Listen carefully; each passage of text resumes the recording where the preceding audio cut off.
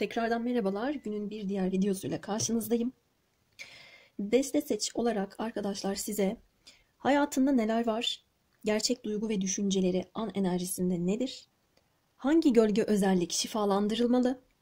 Siz ona bir adım atmalı mısınız? O güne geri dönseniz, başa sarsanız size ne söylerdi? Bu son iki cümleyle ilgili bir açıklama yapacağım. Bu sefer o size bir adım atacak mı değil de siz ona adım atmalı mısınız? Bunu irdelemek istiyorum. Bu da benden istenenler arasındaydı. Bir de o güne geri dönseniz, başa sarsanız size ne söylerdi kısmındaki o günden kastım belli bir şey değil. Sizin için önemli olan bir gün olabilir. Ayrıldığınız gün olabilir. Doğum gününüz olabilir veya özel bir an olabilir.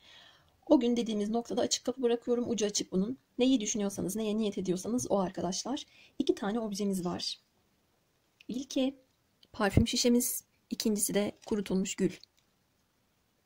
İstediğinizi seçebilirsiniz. Parfüm şişesinden başlıyorum.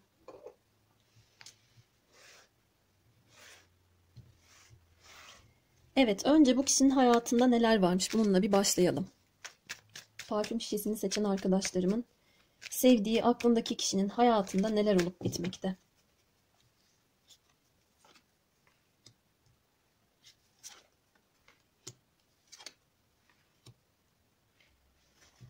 Evet, kaderi baştan yazılıyor sanki. Önünde bir değişim var arkadaşlar. Bu değişimin kendisine bir güzellik getirmesi umuduyla baş başa kaldığını görüyorum. Bir de geleceğinde nasıl dakik olmalı, nasıl sağlam bir şekilde ilerlemeli, nasıl güzel kararlar almalı, bunu mercek altına aldığı çıkmış. Bu konunun her şeyle bir bağlantısı olabilir. Sağlık, kariyer, aşk, doğruları, yanlışları, bundan sonraki planları, hedefleri. Bu diğer konularla ilgili ne yapması gerektiğine dair analiz yaptığını da görüyorum. Kaderi kendi elinde. Sadece ben her şeyi artık tamamen bıraktım. Ne olacaksa olsun hayatımda dediğini görmüyorum. Evet, kendi elinde olmayan durumlar da var. Sanki bana biraz da bunları irdeliyormuş gibi geldi bu aklınızdaki kişi ama bir şeyin umudunu çok fazla taşıyor. Nedir bunlar? Detaylandıralım.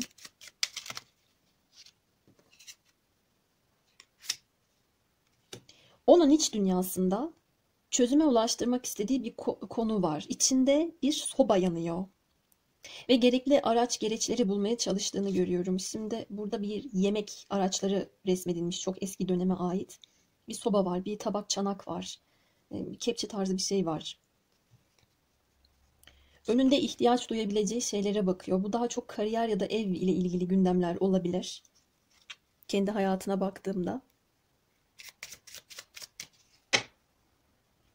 Ve şifalanmak istediğini de görüyorum. 3 tane hava geldi. Artık hayatıma bir lamba yansın, bir şeyler aydınlansın diye bir isteği var bu kişinin.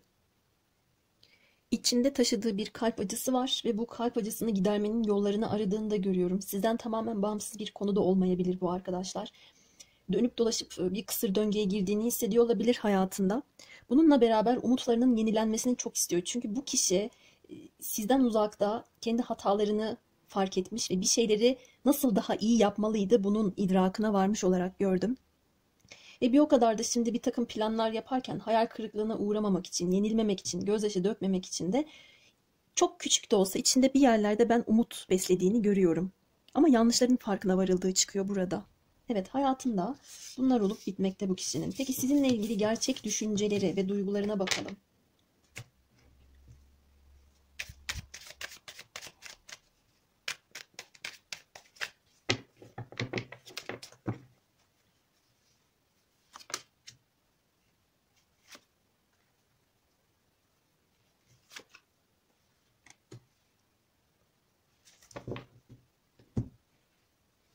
Ben bu kişinin sizle ilgili gerçek düşüncelerine baktığımda bir şeyler yapmak isteyen bir insan var. Ama bir o kadar da fedakarlık konusunda sizinle eğer o fedakarlık yaparsa bir el birliğiyle bir şey ortaya çıkartamayacağını düşünüyor. Tamamen kendisine bağlı konular. Farklı bir perspektiften olaya baktığını görüyorum. Kendi içinde bir cefa çektiğini görüyorum. Bu kişinin gerçek düşüncesinde hala size çok değer vermesi var. Kartımız da düşmüştü zaten. Boğaz çakrası ve düşünme kartıymış. Kendi kendini de eleştiriyor. Şurada yanlıştın. Burada eksik söyledin. Burada daha güzel ifade edebilirdin. Düşüncelerini neden gerçekliğe yansıtmadın? Konuşmaya ihtiyacın vardı. Neden geç kaldın? Neden bu kadar duraksadın diyerek kendisine de bir kızdığını görüyorum baktığımda. Ama yine an enerjisinde bu Mart ayının sonuna kadar çalışan bir enerji olacak. Sizinle konuşacaklarını kendi iç dünyasında değerlendirirken öte taraftan bunun için bir cesaret bulamayabilir. Yani ben hayal kırıklığına uğrayacağım veya ben bunu onunla el birliğiyle uzlaşarak, anlaşarak yapamayacağım. Ona hala çok değer veriyorum dediğini görüyorum. Gergin hissediyor kendisini. Hatta kendi kendiyle konuşurken bile burada o gerginlik ve huzursuzluk enerjisi çok fazla var. Şunu da gördüm. Siz bu kişinin içerisine bir tohum bırakmışsınız ve belki zamanında onu besleyip büyütecek çok büyük fedakarlıklar yapmış olabilirsiniz. Ama bu kişi o zaman yapmamış olabilir. Şimdi size adım attığında ise bunun tam tersine döneceğini düşünüyor. Artık şans daha fazla sizin elinize geçti gibi değerlendirdiği için gerçek düşüncelerinde ben bir beceriksizlik duygusuna kapıldığını da görüyorum. Ve yapması gereken işler onun omuzlarına daha fazla yüklenmiş gibi. Ve bir durağanlık var. Düşünmeden hareket etmek istemiyor. Düşüncesizce davranışlarda bulunmanın kendisine verdiği zararı deneyimlemiş. Bu sefer düşünerek konuşacağını görüyorum. Bunları değerlendiriyor kendi iç dünyasında. Mart boyunca da böyle olacak gibime geldi. Peki gerçek duygularına bakalım. Gerçek duyguların nedir?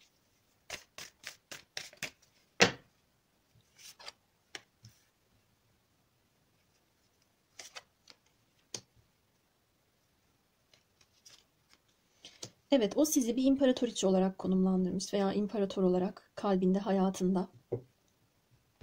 Sizden vazgeçemediğini görüyorum ama dediğim gibi düşüncesizce kararlar almamak ile ilgili kendisini sürekli uyardığından riske de girmek istemiyor. Mevcut durumu risk altına atmak da istemiyor. Siz onu elinizde tutuyorsunuz sanki. Güç sizin elinize geçmiş. Bununla beraber dikkatimi bir şey çekti. Bakın buradaki imparatoriçe elinde bir kadın tutuyor.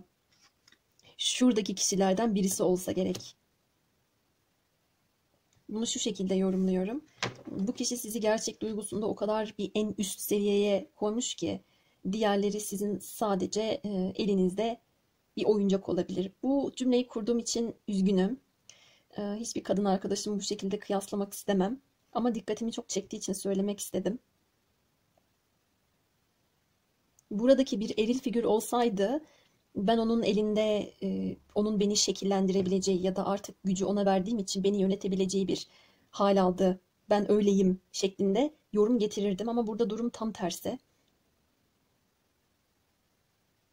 Ve şu da dikkatimi çekti ki sizin elinizde belki de üçüncü kişilerden ya da bu kişi hata yaptıysa sevgili dişil arkadaşlarım, onun çevresindeki kadınlardan kaynaklı sizin elinizde öyle bir bilgi, öyle bir delil olabilir ki onu baş aşağı, kuleden baş aşağı düşürecek kadar çok güçlü ve elinizde bir hakimiyet olduğunuzu da hissediyor. Tabii gerçek duygularında sizi kaybetmek istemeyeceğini de burada algılayabiliriz. Yine de içinde bir eyleme geçme isteği var. Can atıyor. Atılımda bulunmak istiyor ama dediğim gibi risk almak istemiyor. Peki niye sen bu kadar çok can atıyorsun ama risk almak istemiyorsun? Bunun sebebi ne? Çok zor geliyor ona. Kendi içinde bir güç savaşı var. Sizinle de ilgili bir güç savaşından korktuğunu görüyorum ve yineliyorum, elinize bir güç vermiş bu kişi sizin. Farkında olsun ya da olmasın. Bu ona çok zor geliyor. Siz ona çok fazla ya da ağır geliyor da olabilirsiniz. Zorlandığı için altından kalkamayacağını düşünüyor. Ve ona göre şu da çok zor. Kendi duygularını kontrol altına almak. Bunu da deneyimlediğini görüyorum süreç içerisinde. Peki gerçek duyguları da bunlar. Diğer sorumuza geliyorum. Hangi gölge özellik şifalandırılmalı?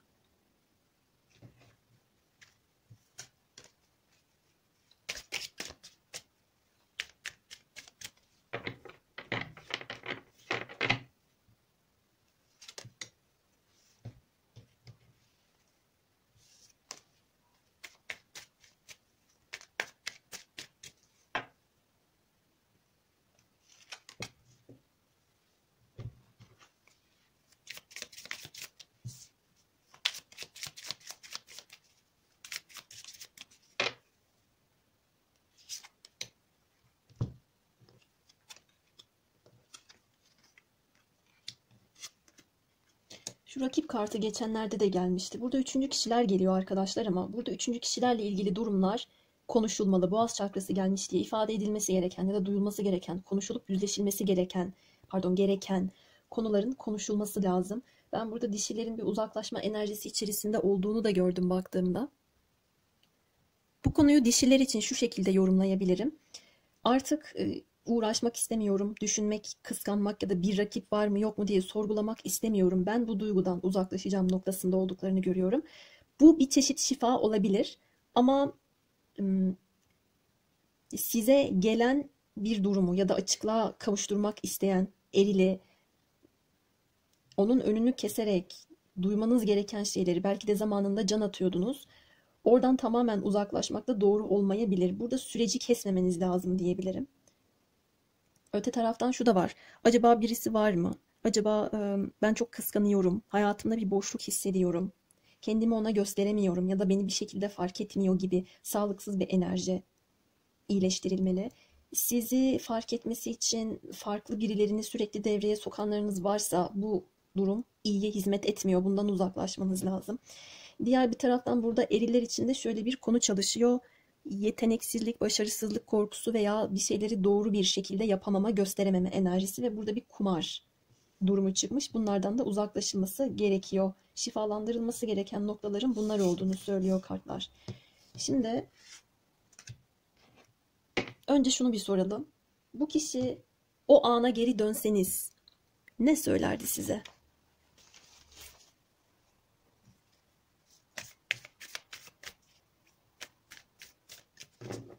Başa sarsanız, o güne dönseniz ne söylerdi?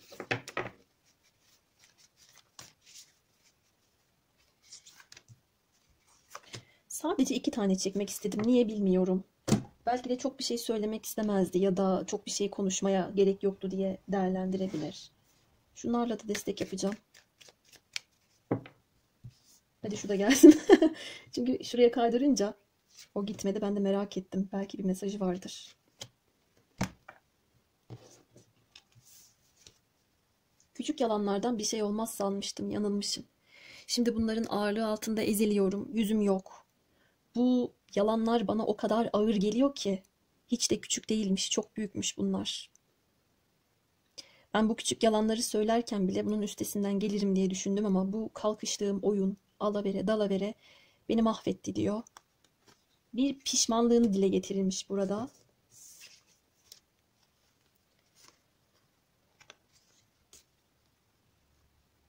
Ve sizden bir sevgi, anlayış, şefkat, aşk duygusu almaya da pek yüzü olmadığı için yalnız kalmaya ihtiyacım var diyerek cevap da verirmiş. Aslında bakın şunu gördüm ben arkadaşlar. O güne geri dönseniz belki size bu şekilde de yansıtmış olabilir ama ya da bir benzerini söylemiştir. Size şunu derdi. Buradaki söylediğinden başka bir şey söylememiş de olabilir. Sizin sevginizin altında o kadar ezilmiş ki bu kişi yalan söylerken bile ezilmiş. Ve yalnız kalmaya ihtiyacım var diye bir yalan da söylemiş olabilir. Halbuki böyle bir konu yok. Bakın geçmiş temasıymış bu kartta. Affetmek, hatıralar, özlemek, takılı kalmak. Zaten şöyle ittirdiğimde dikkatimi çekti. Bu kişi sizi özlüyor, unutmamış. Siz hayatında da bir mutluluk temasının olduğunu görmüyorum. O güne geri dönseniz sizin ne kadar fedakar, anlayışlı, şefkat dolu bir kişi olduğunuzu da söylermiş.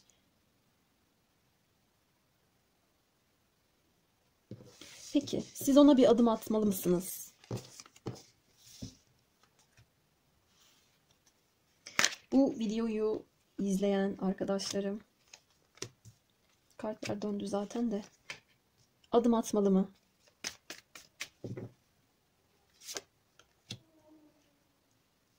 Ben bu kişinin şu anda elinin kolunun bağlı olduğunu düşünüyorum. Şunu diyebilir, benim elim kolum bağlı, ben sana gelemem, sen bana gel. Ya da benim yüzüm yok, gücüm yok, umudum yok.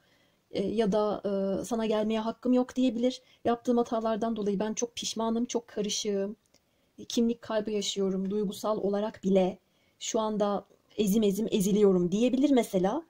Evet, adım atabilirsiniz ama buradaki adım mevcut durumunuzu şifalandırır mı ondan çok emin değilim. Sizin burada hala bu kişiyi sevdiğinizde bu ilişkiyi koruyup kollayacağınızı görüyorum ama Bu kişiye o duygu fazla ağır gelebilir. Aranızda ruh eşi bağlantısı da olabilir. Kupa kralına kupa kraliçesi geldi arkadaşlar.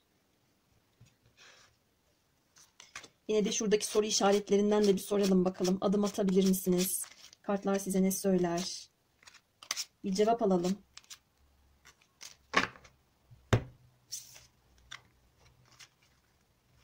Hadi kartlarınızı seçin. 1, 2, 3. Biri seçtiyseniz eğer hayır dedi. 2'yi seçtiyseniz eğer zamana bırakmanız gerektiğini söyledi. 3'ü seçtiyseniz eğer evet dedi. Evet arkadaşlar. Parfüm şişesi için söyleyeceklerim benim bu açılımda bu kadardı. Şimdi hemen güle geçiyorum ben. Yorumlarda benimle etkileşimde bulunursanız çok memnun olurum. Kendinize iyi bakın. Gülü seçmiş olan arkadaşlarım yeniden merhaba. Sıra sizin yorumunuzda. Şu anda bu kişinin hayatında neler olup bitiyor? Bundan başlayacağız.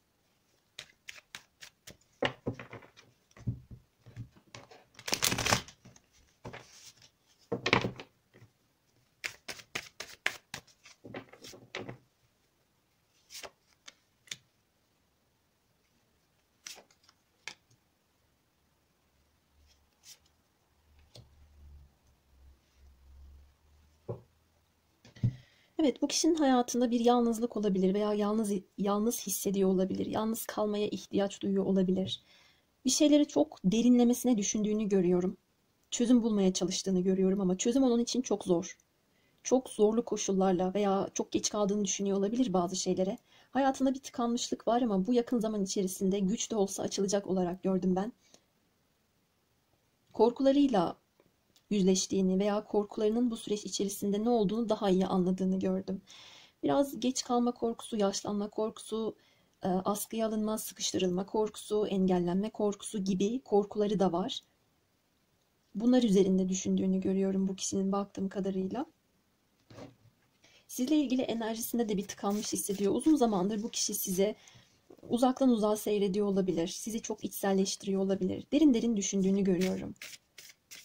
Hatalarını anladığını görüyorum. Olaylara daha farklı bir bakış açısıyla ele alıp baktığını görüyorum.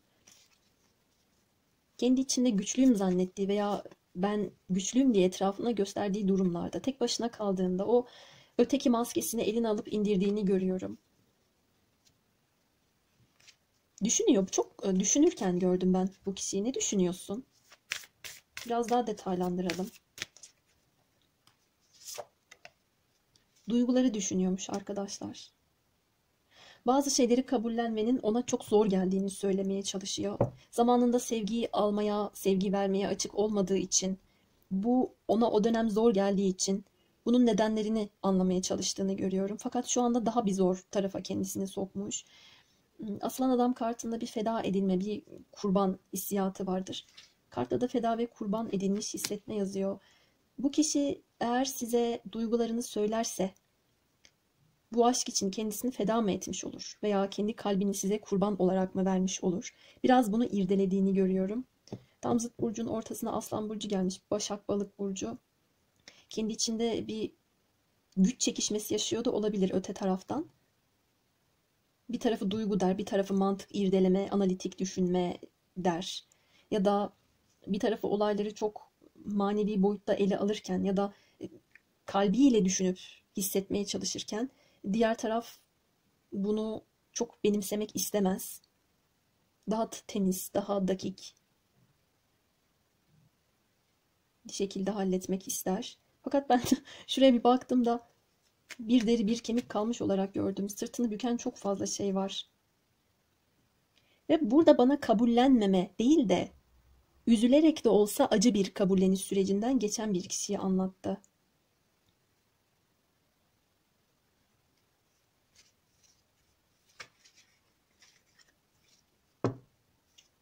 Ve ben kartlara da takılı kaldım öylece. Şurada da hatta şu numarayı çevirdiğimde bile ayna gibi geliyor. Roma rakamlarında da böyle ayna sayılar var gibi 12 12 gelmiş. 9 11 ama yani tam aynalıyor gibi birbirine. Şunu bile düşünüyor olabilir arkadaşlar sizinle alakalı. Evet, zıt özelliklerimiz vardı ama çok zordu, güç koşullar yaşadık ama birbirimizi de çok güzel hissediyorduk sanki. Bunu da düşünüyor olabilir. Ya da zamanında ben ona şans vermedim, fedakarlık yapmadım. Bunu gözümde büyüttüm. Şimdi duygularımla yüzleşiyorum. Benim gerçekten ona duygum varmış da diyebilir. Şimdi sizinle ilgili gerçek düşünce ve duygularına geçtiğimde bu daha detaylanır. Gerçek düşüncelerin nedir? Çok düştü. Az düşseydi alırdım. Gerçek düşüncelerin nedir?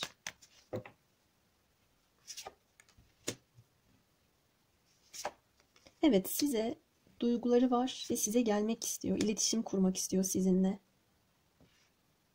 Hatta size şunu söyleyeyim. Bu kişi size kendi elleriyle bir şey pişirmek bile istiyor olabilir. Ya da kendi yaptığı bir yemeği vermek istiyor olabilir. Ya da kendi elleriyle yapmasa bile kendi elleriyle gidip alıp da işte sana bunu getirdim diyerek bunu sunmak istiyor olabilir. Gönlünden bunların geçtiğini görüyorum. Aranızda telepatik bir iletişim var ayrıyeten. Sizinle ilgili zafer kazanmak, bir başarı elde etmek istiyor. Romantik hissettiğini görüyorum. Size bu kişinin duyguları var ama duygularını kendi içinde yaşadığını da görüyorum. Fakat bunu da istemiyor bakın. Kendi duygularını içinde yaşaması bazen bu kişiye iyi gelmiyor. Bunu açık etmek istediğini, buna ihtiyaç duyduğunu zaman zaman görüyorum. Ama kendi içinde bununla alakalı bir zıtlık da hissediyor. Tam bir şey yapacak, dur dur dur bekle diyor mesela.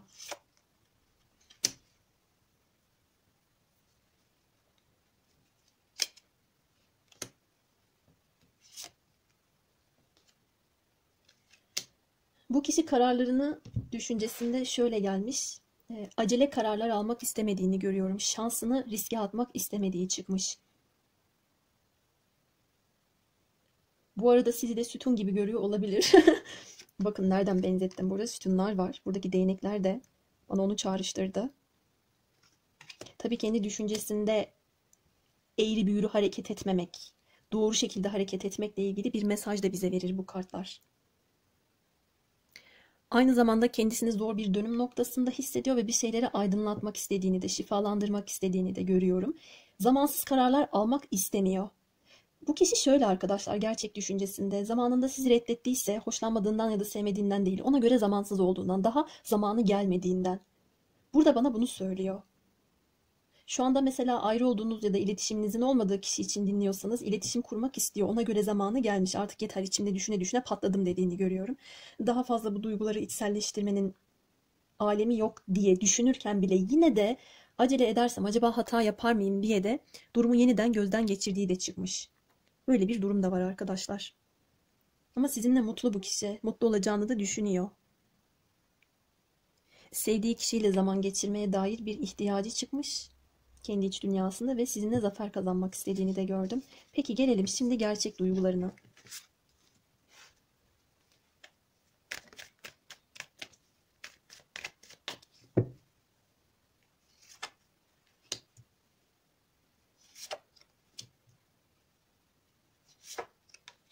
Evet, bu kişi biraz tutkularının esiri, hayallerinin esiri ve kölesi olmuş. Sizi çok hayal ediyor arkadaşlar ve hayal ederken farkında olmadan bağımlılık çalıştırdığını görüyorum. Korkuları artıyor. Kendi iç dünyasında ikileme düşüyor.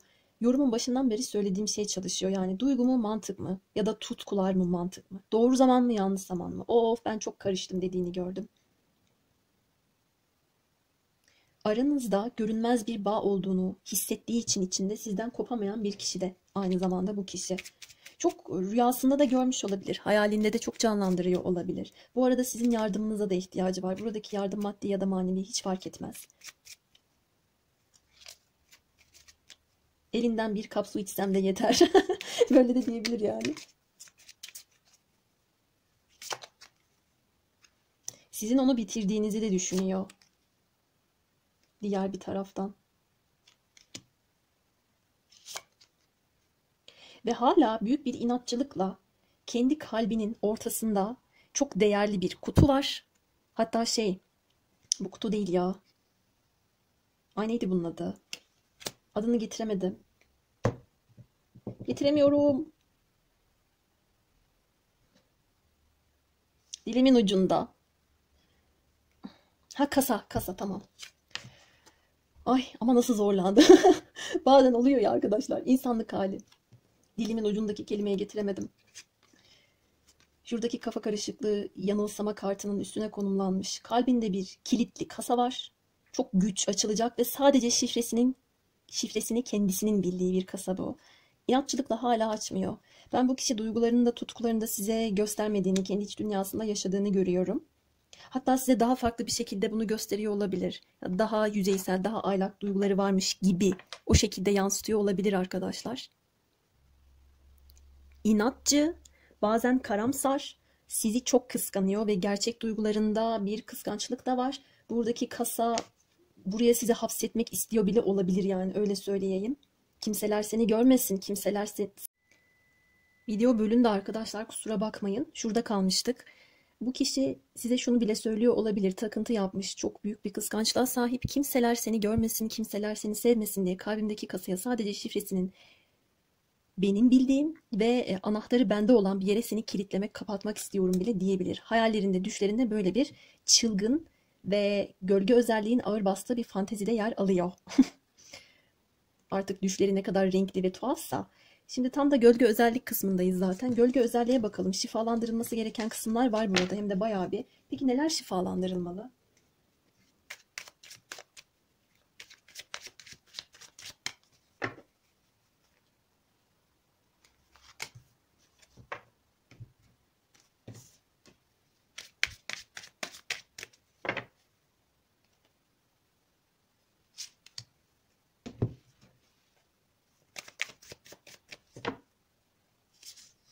İki tane geldi. Sevilmeyen, anne teması, yıkılan kule ve kılıç onlusu. Arkadaşlar bu kişi belki de çocukluğunda annesi tarafından terk edildi ve genel anlamda bir sevilmeme, dışlanma duygularını iç dünyasında çok fazla hissediyor. Bu yüzden de dişil enerjiye çok ihtiyaç duyuyor olabilir. Dişilin sevgisine, anlayışına. Ve kendisine bu benim dediği şeyleri de kaybetmemek için elinden geldiğince koruyup kollayan bir enerjisi de var. Oradaki kilitleme mevzusu veya kaybetmek istememe, takıntı yapma, ne olursa olsun, duygu mu, tutku mu veya bana hissettirdiğin acı bile olsa bir şey mi? Ben hepsine tamamım, hepsini sıkı sıkıya tutmak istiyorum hali de burada sevilmeme ya da dışlanma korkusundan kaynaklı olduğu çıktı.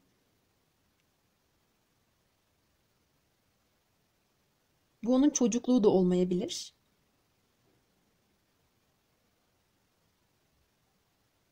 Ve dişil arkadaşlarım için de gölge özellik ve şifalandırılması gereken nokta olarak şunu söyleyebilirim. Sizler bu ilişkinin annesi değilsiniz ya da buradaki erilin. Bir kişinin sevgilisi olmak farklı bir şey. Annesi gibi davranmak ve onu o şekilde beslemek bambaşka bir şey.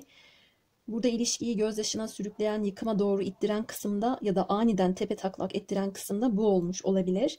Kendi iç dünyanızda sanki o sizin çocuğunuzmuş da onu besleyip büyütmekle yükümlüymüşsünüz gibi davrandıysanız eğer bu enerjiden çıkmanız gerekiyor. Ama açar açmaz kartları annesiz kalmak ya da anne tarafından sevilmemek, terk edilmek veya burada bakın iki tane çocuğu var ya, belki birisine daha fazla ağırlık vermiştir, diğerini daha fazla görmezden gelmiştir veya öyle hissettirmiştir.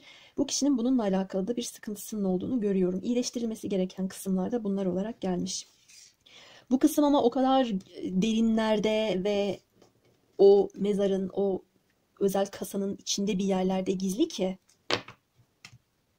sadece de kendisine saklıyor bu bilgiyi. Peki arkadaşlar, bu kişi size bir şey söylemek isteseydi, o güne geri dönseniz, başa sarsanız ne söylerdi size? O günden kastım da değişebilir her birinize göre.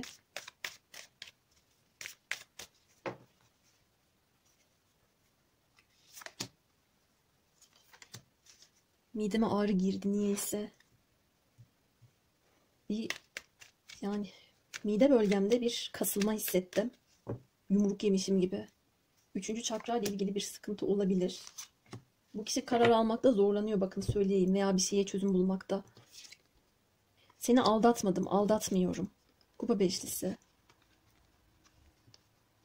Bana dürüst geldi arkadaşlar. Zaten kendi iç dünyasında bir şeylere aşmaya çalıştığı için ve yorumun en başında ben bunu halledebiliyorum, üstesinden gelebiliyorum dediği noktada bir maske takıyor ama kendi başına kaldığında onu indirdiğinden bahsetmiştim bakın size.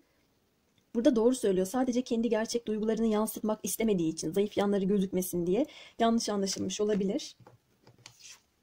Beklentilerini yerine getirebilir miyim bilmiyorum. Bir de tabii öte taraftan bu çalışıyor. Olgunlaşmamış olabilir. Çevresinde çok kalabalık olabilir. Oradaki düzene ayak sağlamaya çalışmıştır. O güne geri dönseniz size bunu söylermiş. Bir de birden ışık kapandı. Bir de bunu gözünüzün içine bakarak ya da aydınlıkta değil de belki karanlıkta söylemek isterdi. Bunu da söyleyebilirim. Geliyorum arkadaşlar ışık sorununu halledip. Evet, peki şimdi siz ona adım atsanız ne olabilir? Telefonum da şarjı bitmek üzere. Şöyle yapacağım arkadaşlar. Kısmet böyleymiş.